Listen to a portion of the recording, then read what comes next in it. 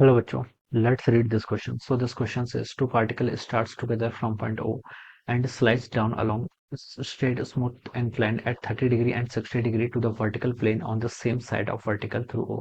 The relative acceleration of second with respect to the first uh, will be of magnitude. आपको बताओ यहाँ पर magnitude बताना है किसका, रिलेटिव एक्सेलेरेशन का, किसका, second with respect to the first. ठीक है, सेकंड का relative acceleration with respect to the first calculate करेंगे, फिर उसका मैग्नीट्यूड कैलकुलेट कर लेंगे। ठीक है, तो देखिए बच्चों, इस क्वेश्चन का की कॉन्सेप्ट आप रिलेटिव एक्सेलेरेशन लिख लीजिए। क्या लिख लीजिए?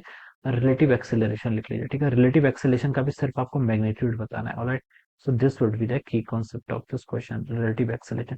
रिलेटिव एक्सेलरेशन होता है क्या? देखिए बच्चों, रिलेटिव एक्सेलरेशन का मतलब है relative acceleration of second with respect to the first बताना है, तो हम इसको रिप्रेजेंट तो ऐसे करेंगे। ठीक है, this is a two minus a one, ये किसके इक्वल होगा? आपका a two minus a one के इक्वल होगा। ठीक है, और हमें इसके मैग्नीट्यूड की बात करनी है, तो हम इसको लिख सकते हैं ए टू वन, ये कितना हो जाएगा आपका? Mod of a two minus a one कर लेंगे। क्या कर लेंगे? A two minus a one का यहाँ पर आप मॉड क्या कर लेंगे? फाइंड आउट कर लेंगे। ऑलराइट, तो इस तरीके से क्या करेंगे बच्चों, उसको हम सॉल्व करेंगे।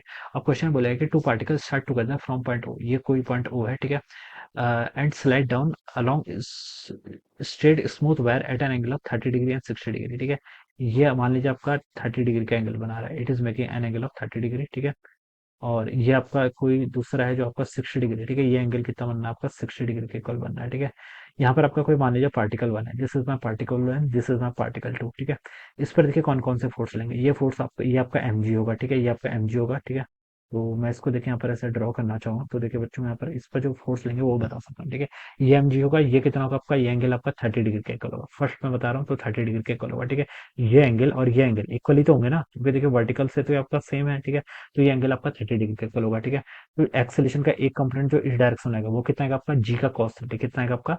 जी का कॉस 30, और कॉस 30 की वैल्यू कितनी होती है आपके? रूट 3/2। तो रूट 3/2 जी, ये आपका एक्सेलेरेशन हो गया किसका? पहले पार्टिकल का। सिमिलरली सेकंड पार्टिकल आपका ये है, ये कितना बनाएगा इस डायरेक्शन में? जी का देखिए कॉस 60 हो जाएगा।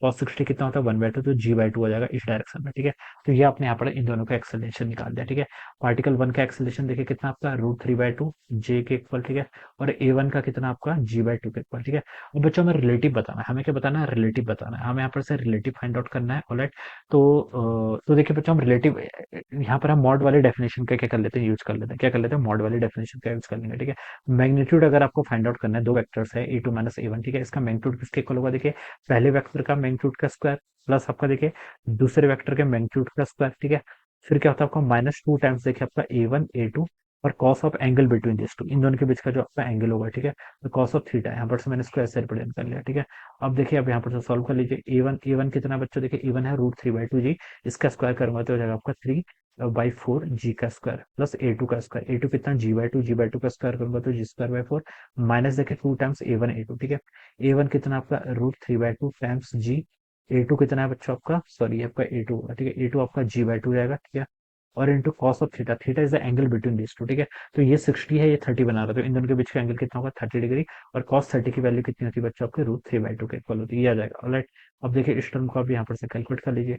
3g² बाय 4 प्लस जी²/4, ये कितना हो जाएगा आपका? 4g²/4, यानी कि इसको जी स्क्वायर ही लिखेंगे सिंपली। माइनस देखिए यहाँ से आपका और आपका देखिए यहाँ से 2 से आपका यहाँ पर 2 कैंसिल हो गया। ठीक है, जी इंटू जी करेंगे तो जी²√3 का करेंगे तो आपका 3g का स्क्वायर हो जाएगा, डिवाइडेड बाई 2 इंटू 2 करेंगे तो कितना हो जाएगा? 4 हो जाएगा। ठीक है, तो ये कितना हो जाएगा? देखिए 1 - 3/4 करेंगे तो आपका 1/4 आएगा। 1/4 का जी²/4, और यहाँ से आपका जी/2 के इक्वल आएगा।